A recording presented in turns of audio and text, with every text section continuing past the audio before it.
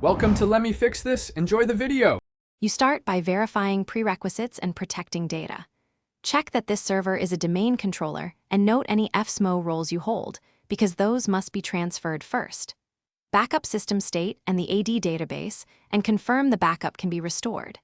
If this is the only writable controller, prepare another server or plan metadata cleanup after removal.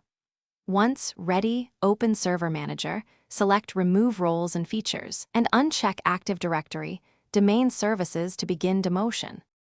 Now you perform the core demotion steps using the Wizard or PowerShell.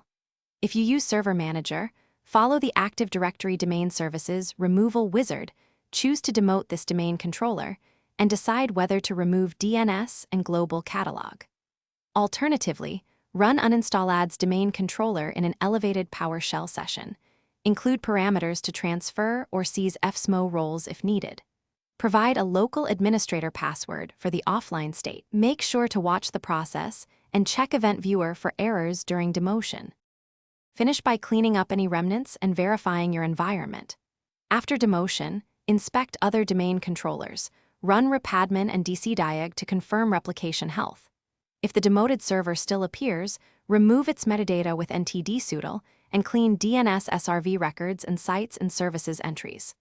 Once done, verify fsmo role locations and replication topology.